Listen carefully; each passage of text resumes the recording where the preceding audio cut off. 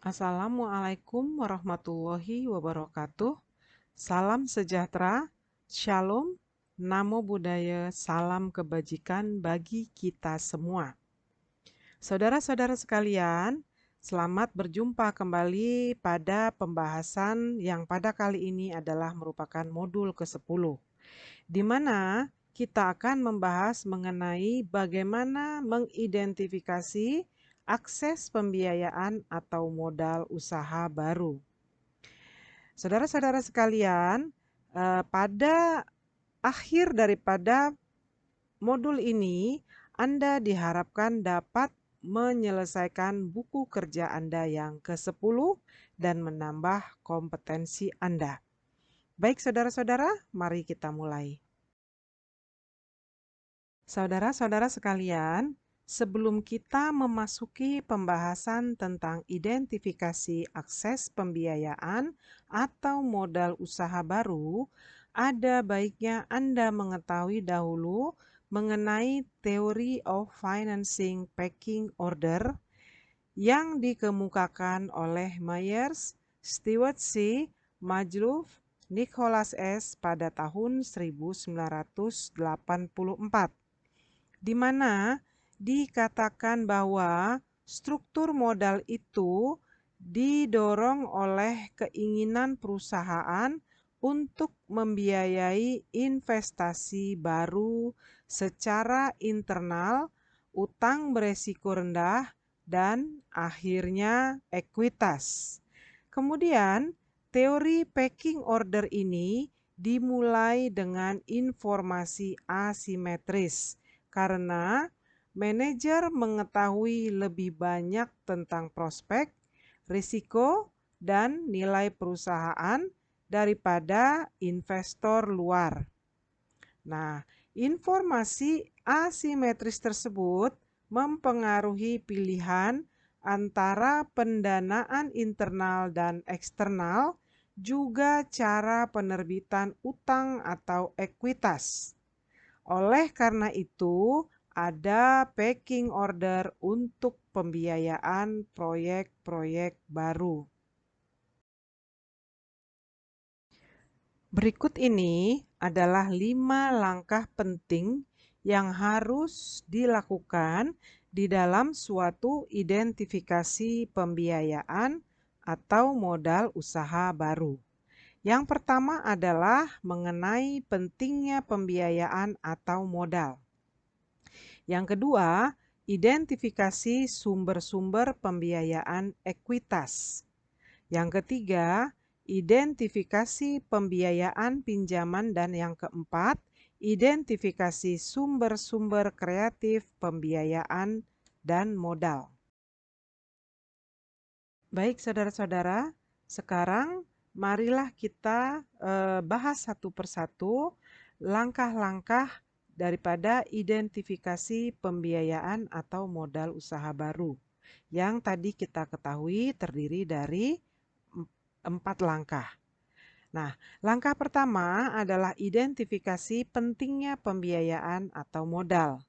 Langkah ini terdiri atas 3 komponen, yaitu alasan kebutuhan modal usaha baru, jadi harus ada alasannya, kemudian sumber-sumber modal personal, dan potensi peningkatan pendanaan. Berikut ini adalah kesimpulan daripada langkah pertama, yaitu identifikasi pentingnya pembiayaan atau modal. Di mana kita bisa lihat ada 3 kriteria unjuk kerja atau kriteria kinerja. Yang pertama, alasan kebutuhan modal usaha baru diidentifikasi, di mana hasil rekamannya menunjukkan alasan usaha baru perlu modal dapat mencakupi 1. Tantangan cash flow. Yang kedua, penanaman modal. Yang ketiga, siklus pengembangan produk yang panjang. Kemudian, kriteria yang kedua yaitu sumber-sumber modal personal diidentifikasi, di mana hasil rekamannya adalah sumber-sumber modal personal dapat mencakupi dana pribadi pendiri, kemudian yang kedua teman dan keluarga, dan yang ketiga sumber bootstrapping. Di mana sumber bootstrapping adalah menemukan cara untuk menghindari kebutuhan pembiayaan atau pendanaan eksternal melalui kreativitas, kecerdikan, penghematan, pemotongan biaya, atau cara apapun yang bisa dilakukan. Kemudian yang ketiga adalah potensi peningkatan pendanaan dipersiapkan. Ini mencakupi yang pertama personal funds atau dana pribadi, kemudian yang kedua equity capital atau penyertaan modal, yang ketiga debt financing atau pembiayaan berhutang, dan yang keempat yaitu creative sources atau sumber-sumber kreatif. Saudara-saudara, mari kita pertegas kembali metode bootstrapping. Berikut ini adalah contoh-contoh metode bootstrapping tersebut. Yang pertama, kita lebih baik membeli peralatan bekas daripada harus membeli yang baru. Hal ini dilakukan untuk mengurangi pengeluaran yang tidak diperlukan. Kemudian mengkoordinasikan pembelian dengan bisnis yang lain. Kemudian peralatan sewa guna usaha daripada membeli properti baru. Nah, yang berikutnya mendapatkan pembayaran uang muka dari pelanggan.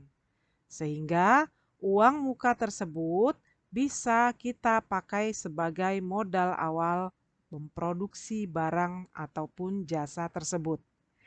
Nah, yang berikutnya membeli barang berharga murah dengan bijaksana melalui eBay. Pada eBay kita dapat mengcompare secara langsung beberapa harga dari beberapa penjual sehingga kita bisa membeli dengan barang yang sama dan mendapatkan harga yang terbaik.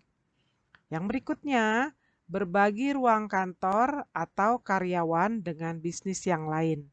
Jadi bisa saja kita mengadakan satu usaha yang di mana usaha tersebut bergabung tempatnya dengan usaha-usaha yang lain dan karyawannya pun bisa melakukan multitasking. Nah, berikutnya mempekerjakan magang karena kita ketahui bersama bahwa pada orang-orang yang magang itu terdapat win-win solution di mana orang magang tersebut membutuhkan tempat untuk mendapatkan ilmu di industri yang sebenarnya dan kita sebagai industri mendapatkan tenaga kerja dengan biaya yang relatif lebih murah. Yang berikutnya adalah langkah yang kedua, yaitu identifikasi sumber-sumber pembiayaan ekuitas. Langkah ini terdiri atas 3 komponen. Yang pertama adalah business angels, yang kedua venture capital, dan IPO atau initial public offering. Selanjutnya, mari kita bahas satu persatu komponen yang ada di dalam identifikasi sumber-sumber pembiayaan ekuitas. Nah, yang pertama adalah business angels. Apa itu business angels?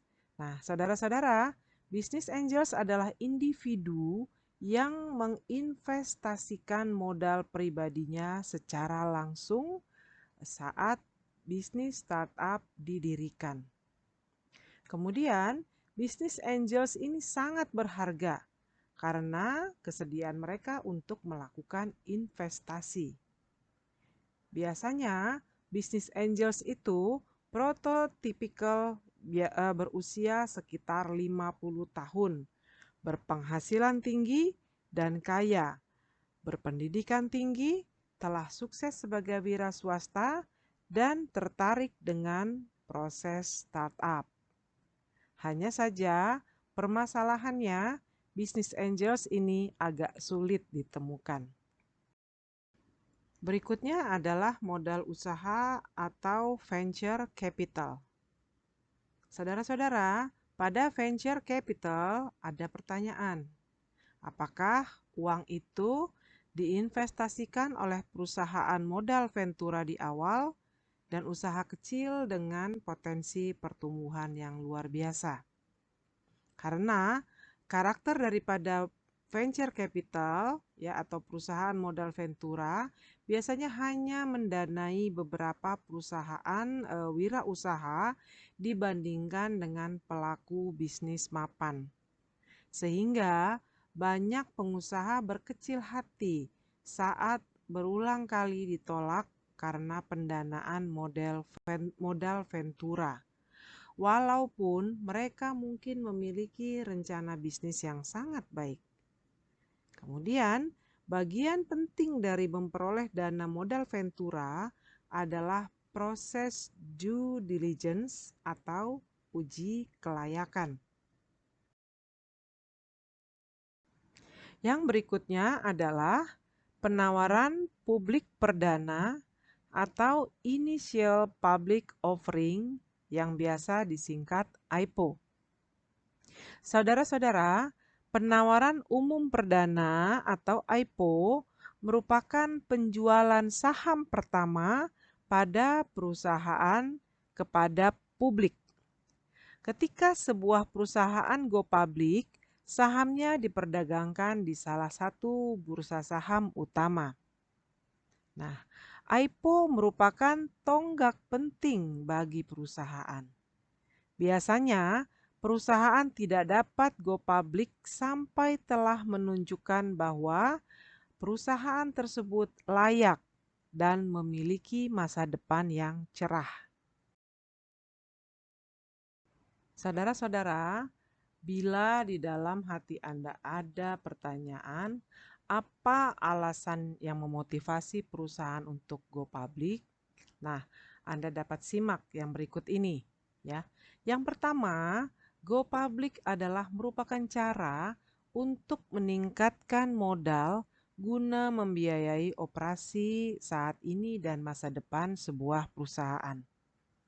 Kemudian yang kedua, meningkatkan profil publik perusahaan, sehingga memudahkan untuk menarik pelanggan dan mitra bisnis yang berkualitas tinggi.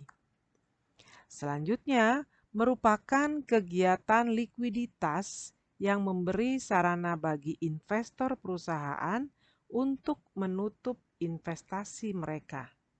Dan yang terakhir, creates a form of currency that can be used to grow the company via acquisitions.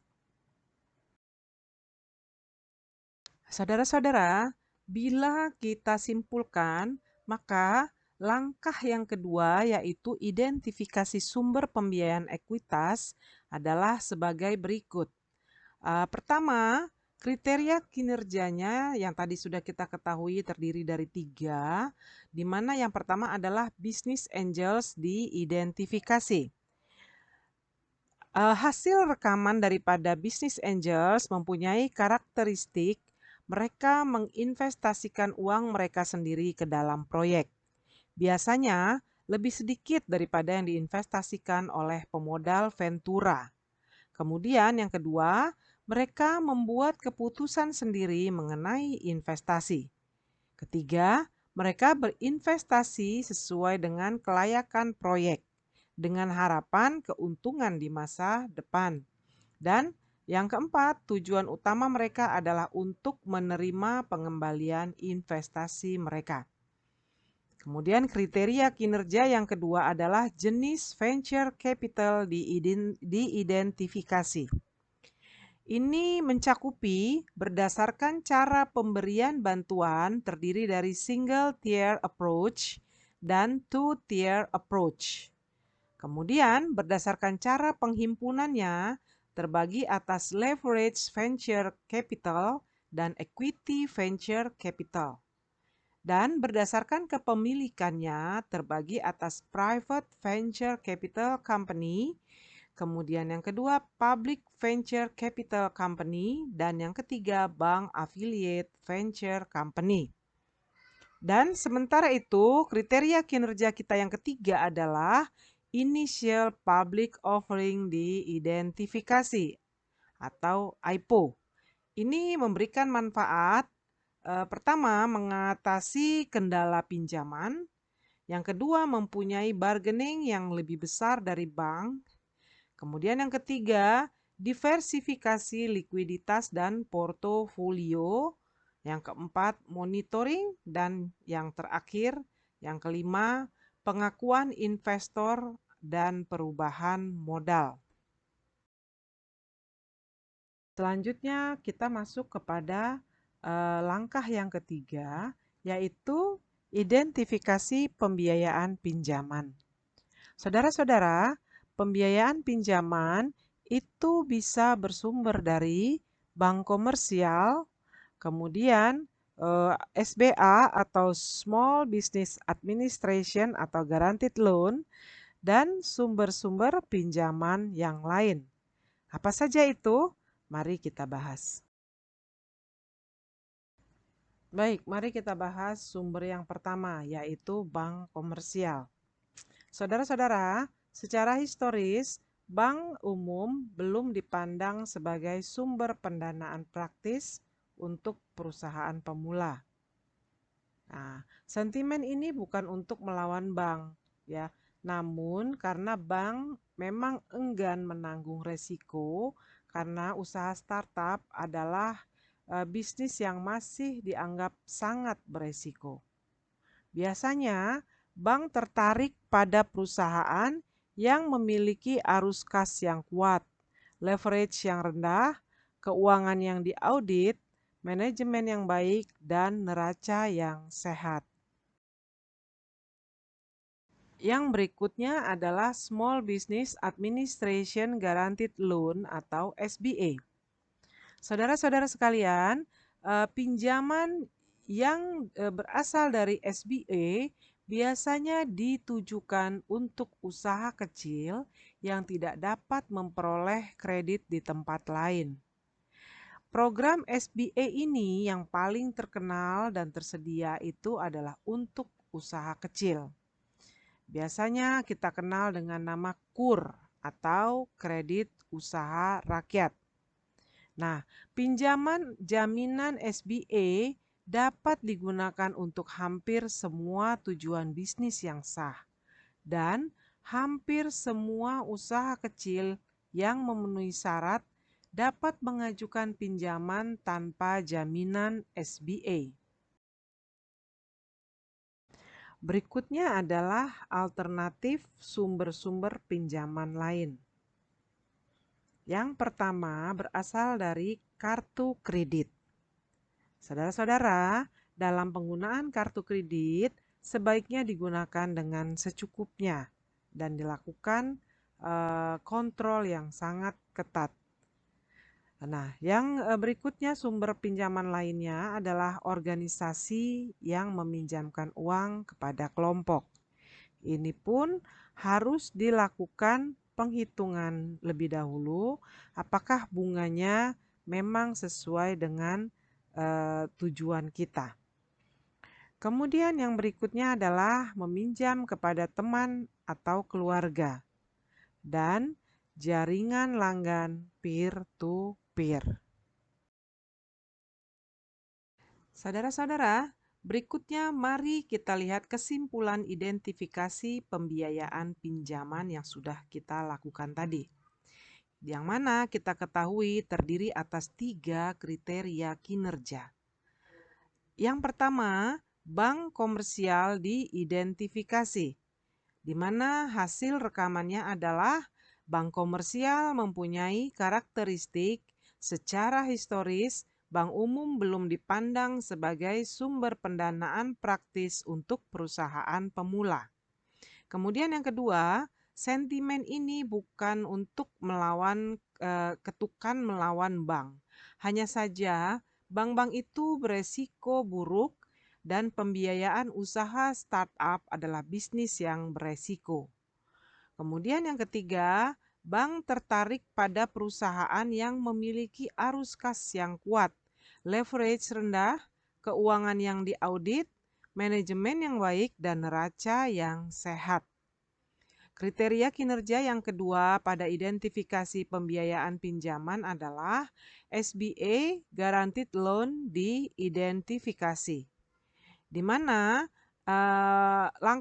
kriteria ini memiliki karakteristik pinjaman tersebut untuk usaha kecil yang tidak dapat memperoleh kredit di tempat lain. Yang kedua, program SBA yang paling terkenal tersedia untuk usaha kecil atau KUR. Kemudian yang ketiga, hampir semua usaha kecil memenuhi syarat untuk mengajukan pinjaman tanpa jaminan SBA. Dan yang keempat, pinjaman jaminan SBA dapat digunakan untuk hampir semua tujuan bisnis yang sah. Dan pada langkah atau kriteria kinerja yang ketiga, sumber-sumber pinjaman lain diidentifikasi, itu bisa mencakupi teman dan keluarga, kartu kredit yang sebaiknya digunakan secukupnya, jaringan langganan peer-to-peer, dan organisasi yang meminjamkan uang ke kelompok tertentu.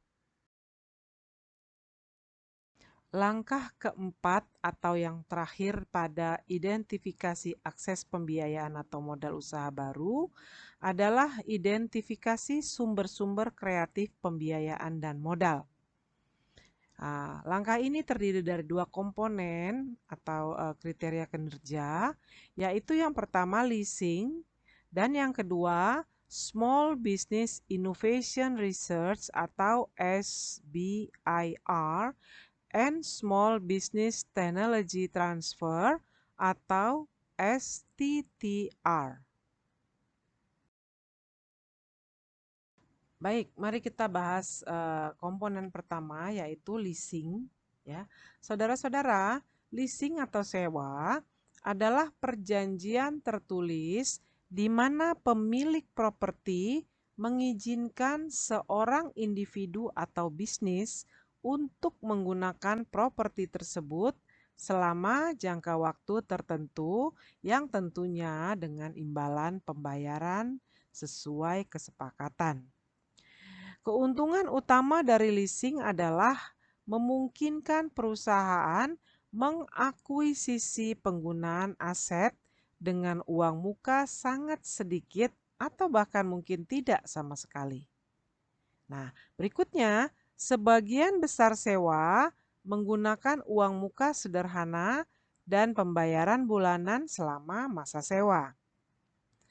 Yang berikutnya, pada akhir sewa peralatan, usaha baru ini biasanya memiliki pilihan untuk berhenti menggunakan peralatan tersebut atau membelinya untuk nilai pasar wajar atau bahkan memperbarui sewa guna usaha saja. Yang berikutnya, leasing hampir selalu lebih mahal daripada membayar uang tunai untuk barang.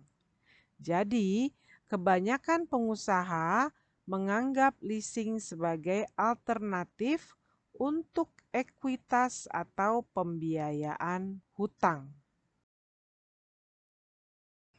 Nah, sumber yang terakhir adalah program Small Business Innovation Research atau SBIR dan Small Business Technology Transfer atau STTR. Saudara-saudara, program ini adalah merupakan pemberian hibah tunai kepada pengusaha yang mengerjakan proyek di area tertentu. Perbedaan utama antara program SBIR dan STTR adalah program STTR mensyaratkan partisipasi peneliti yang bekerja di universitas atau institusi penelitian lainnya. Sementara program SBIR merupakan program hibah kompetitif untuk usaha kecil di tahap awal dan proyek pembangunan. SBIR adalah program 3 fase yang memenuhi syarat memiliki potensi untuk menerima lebih dari satu hibah untuk mendanai proposal tertentu yang sudah dibuat oleh pengusaha startup. Baik, saudara-saudara, sekarang mari kita buat kesimpulan daripada langkah keempat, yaitu identifikasi sumber-sumber kreatif pembiayaan dan modal. Kita ketahui bahwa langkah keempat ini terdiri atas 2 kriteria kinerja. Yang pertama adalah leasing atau sewa diidentifikasi, di mana kita bisa melihat rekaman hasil daripada leasing atau sewa memiliki karakteristik sebagai berikut. Yang pertama, sewa merupakan perjanjian tertulis di mana pemilik properti mengizinkan seorang individu atau bisnis untuk menggunakan properti tersebut selama jangka waktu tertentu dengan imbalan pembayaran sesuai kesepakatan. Kemudian yang kedua, keuntungan utama dari leasing adalah memungkinkan perusahaan mengakuisisi penggunaan aset dengan uang muka sangat sedikit atau tidak sama sekali. Kemudian yang ketiga, sebagian besar sewa menggunakan uang muka sederhana dan pembayaran bulanan selama masa sewa. Kemudian karakteristik yang keempat adalah pada akhir sewa peralatan, usaha baru ini biasanya memiliki pilihan untuk berhenti menggunakan peralatan tersebut, membelinya untuk nilai pasar wajar, atau memperbarui sewa guna usaha.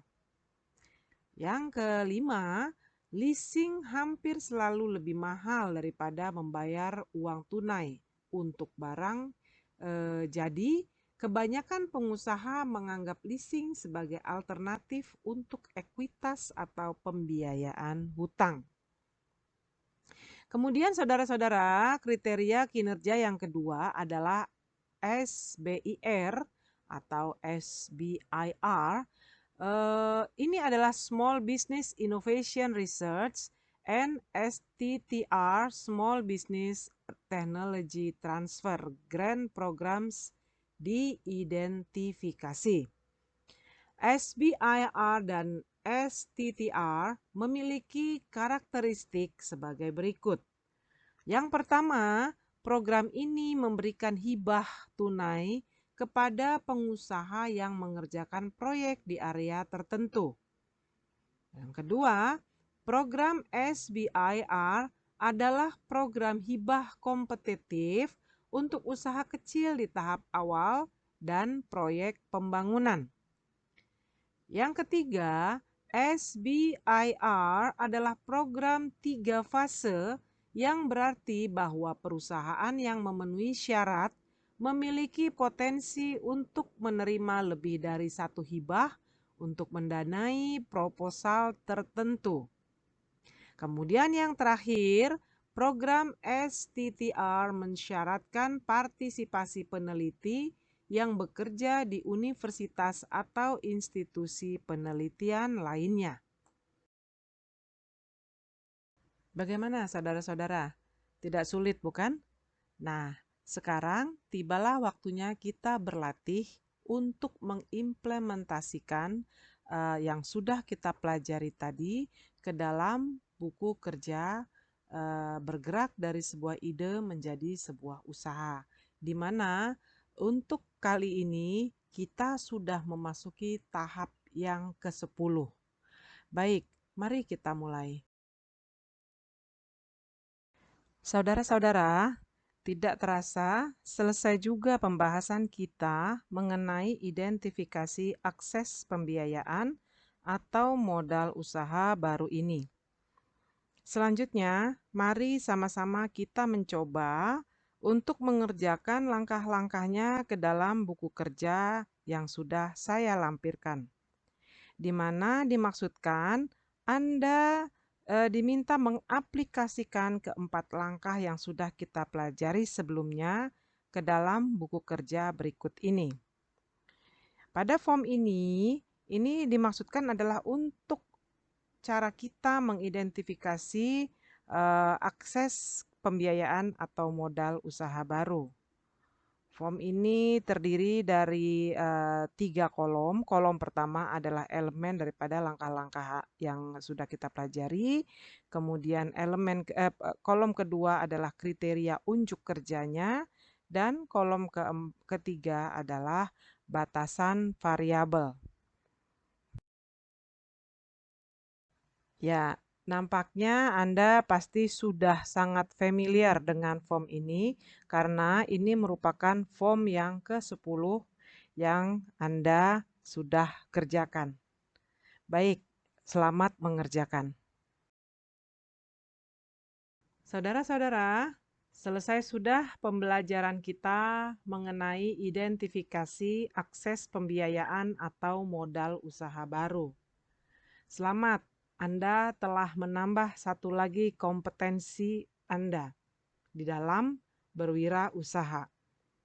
Baik, pada modul ke-10 ini, mari kita buat kesimpulan ya, apa yang sudah kita pelajari. Yang pertama, kita mempelajari langkah mengidentifikasi pentingnya pembiayaan atau modal yang terdiri dari alasan kebutuhan modal usaha baru, sumber-sumber modal personal, dan potensi peningkatan pendanaan. Kemudian yang kedua, identifikasi sumber-sumber pembiayaan ekuitas yang terdiri dari business angels, jenis venture capital, kemudian initial public offering. Yang ketiga, identifikasi pembiayaan pinjaman yang bisa berasal dari bank komersial, SBA, guaranteed loan, dan sumber-sumber pinjaman lainnya. Dan langkah terakhir, identifikasi sumber-sumber kreatif pembiayaan dan modal, yaitu dari leasing atau sewa, SBIR, dan STTR grant.